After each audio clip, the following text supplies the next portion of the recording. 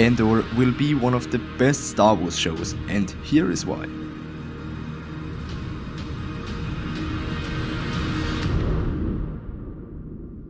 This week has been a peak of emotions for Star Wars fans because Disney released much of long-awaited content. And much of content nobody saw coming. But now I'm only going to talk about my favorite of them, the teaser trailer of the Andor Show.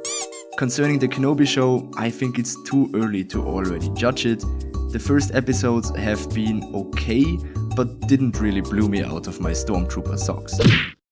And while I was writing the script for this video, the Jedi Fallen Order successor released its first trailer and revealed the name, being Jedi Survivor. I already thought about rewriting this whole video, but then I saw the trailer is an animated video without showing us any gameplay, so I want to wait with this one until we have more information. Because you know what happened the last time when everyone was hyped about the new Star Wars game's animated teaser. And even though they also only revealed a small teaser trailer for the Andor Show, we already know many details for what the show will be about. And all the other announcements, well, I'll cover them sometime later when there is more information and I have more time. So, not gonna change my mind, I'm going to stay with the Andor Show for this video. Guess Star Wars likes drumming dudes now. So the first thing that went through my head when I heard there will be a show about Cassian Andor was, who the hell even asked for a show about a character that died in a spin-off? I mean, it's not Obi-Wan. But then I realized something.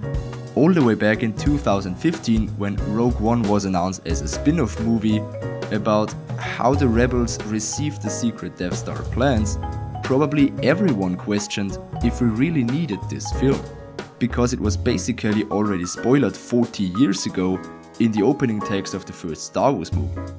Nevertheless, and despite trying out a new direction, it became a very good and fun to watch movie, the least hated of the Disney Star Wars movies, and I don't know if this is a hot take, but I would rank it in the top 5, if not top 3 best Star Wars movies ever.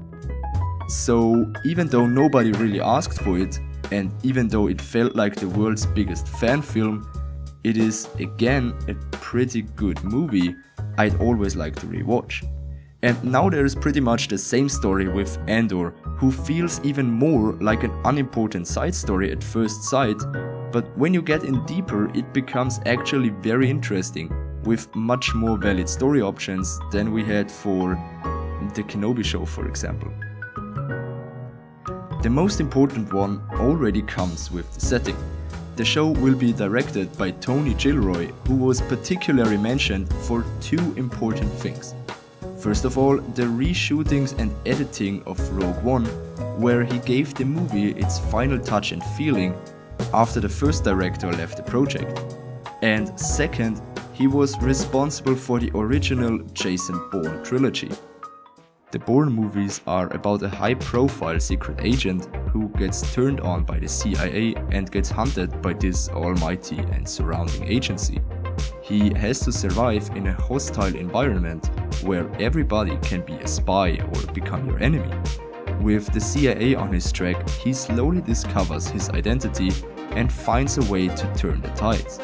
While always trying to stay undercover, the movies also provide action-rich bike chases, fight scenes and a serious overall agent thriller feeling, with actually also multi-layered characters and stories, which also require resolute decision making.